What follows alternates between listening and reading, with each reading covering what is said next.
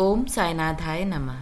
साईं बाबा कभी भी अपने भक्तों को छोड़कर नहीं गए और उनके कल्याण के लिए उन्होंने 11 चमत्कारी वचन दिए, जिनके जाप से हर साईं भक्त को उनके समस्याओं का समाधान प्राप्त होता है। ये 11 वचन साईं बाबा ने खुद अपने भक्तों को आश्वासन देने के लिए दिए थे, जिससे हर साईं भक्त को उनके होने का एहसास हो और उन पर सदैव अपना भरोसा, श्रद्धा और विश्वास कायम रहे। हर गुरुवार को आप इन 11 वचनों का जाप कर अपने समस्याएं जो आप काफी दिनों से अनुभव कर रहे हैं, जैसे पढ़ाई में परेशानी, शादी में देरी, नौकरी न मिलना, धन का अभाव इत्यादि, उसका निवारण आपको यह 11 वचन, जो काफी चमत्कारी वचन कहा जाता है, इन वचनों के जाप से आपको इन समस्याओं से मुक्ति मिल सकती है। सबसे पहले हर गुरुवार को स्नान करने के बाद साईं बाबा की पूजा करें। साईं बाबा की पूजा विधि के बारे में मैंने ऑलरेडी एक वीडियो बनाया हुआ है, लिंक मैं डिस्क्रिप्शन बॉक्स में दे दूंगी, आप एक बार चेक करें।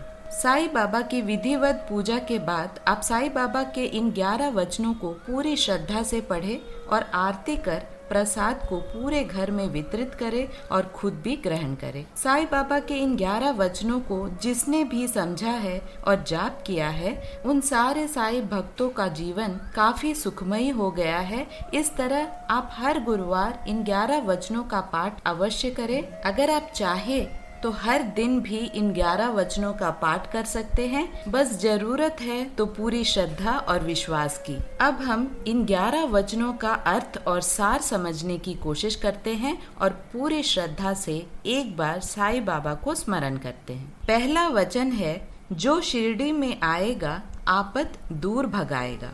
साईं बाबा का मुख्य मंदिर शिरडी में है, इसलिए साईं बाबा कहते हैं कि सिर्फ शिरडी आने से ही आपकी सारी समस्याएं और कठिनाइयां दूर हो जाती हैं। लेकिन जो लोग शिरडी नहीं जा सकते हैं, उन्हें घर के पास वाले साईं बाबा मंदिर अवश्य जाना चाहिए। दूसरा वचन है, चढ़े समाधि की सीढ़ी पर, पैर तले दुख की पीढ़ी पर। यानी साईं बाबा की समाधि की सीढ़ी पर ते ही भक्त के सारे दुख दूर हो जाते हैं, लेकिन मन में श्रद्धा का भाव होना बहुत जरूरी है। तीसरा वचन है, त्याग शरीर चला जाऊंगा, भक्त हेतु दौड़ा आऊंगा। साईं बाबा कहते हैं कि मैं भले ही शरीर में ना रहूं, लेकिन जब भी मेरा भक्त मुझे प्यार से पुकारेगा, मैं दौड़े चले आऊंगा और उनके सारे कष्ट हर लूंगा। चौथा वचन है, मन में रखना दृढ़ विश्वास, करे समाधि पूरी आस। ऐसा भी हो सकता है कि मेरे ना रहने पर भक्त का विश्वास कमजोर हो जाए और अकेलापन महसूस करने लगे, लेकिन भक्त को विश्वास रखना चाहिए कि समाधि से ही मैं उनकी सारी कष्ट दूर कर सकता हूँ। पांचवा वचन है, मुझे सदा जीवित ही जानो, अनुभव करो सत्य पहचानो। साईं बाबा कहते हैं कि मैं केवल शरीर नहीं हूँ, इसलिए हमेशा जीवित रहूंगा और भक्ति और प्रेम से कोई भी भक्त मुझे अनुभव कर सकते हैं। छठा वचन है, मेरी शरण आ खाली जाए, हो तो कोई मुझे बताए। जो कोई भी भक्त सच्ची श्रद्धा से मेरी शरण में आते हैं, उनकी हर मनोकामनाएं मैं पूरी करता हूँ। सातवां वचन है, जैसा भाव रहा जिस जन का, वैसा रूप हुआ मेरे मन का। इस वचन से साईं बाबा कहते हैं कि जो व्यक्ति मुझे जिस भाव से देखता है, मैं उस भाव से उसे दिखता हूँ। आठवां वचन है, भार तुम्हारा मुझ पर होगा, वचन न मेरा झूठा होगा। जो व्यक्ति पूर्ण रूप से समर्पित होगा, उसके जीवन के हर भार को उठाऊंगा, यानी मैं उसकी हर समस्या को दूर कर पाऊंगा। नौवां वचन है, असहायता लो भरपूर, जो मांगा वो नहीं है दूर।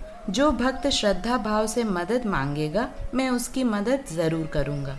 10वां वचन है, मुझ में लीन वचन मन काया, उसका ऋण न कभी चुकाया। जो भक्त मन, वचन और कर्म से मुझ में लीन रहते हैं, मैं उसका ऋणी हो जाता हूँ और उस भक्त के जीवन की सारी जिम्मेदारी मेरी होती है। 11वां वचन है, धन्य धन्य वे भक्त अनन्य, मेरी शरण तज जिसे न अनन्य। साईं बाबा कहते हैं कि मेरे वो भक्त धन्य हैं जो अनन्य भाव से मेरी भक्ति में लीन रहते हैं। इन 11 वचनों के पाठ करने के बाद बाबा की आरती अवश्य करें और मन में श्रद्धा सबूरी रखकर बाबा पर विश्वास करें और हर गुरुवार को इसी तरह से पाठ करके अपनी समस्याएं, अपनी दुख, अपनी पीड़ाएं बाबा को बताएं और बाबा का आशीर्वाद भी पाएं। ओम साईनाथाय नमः।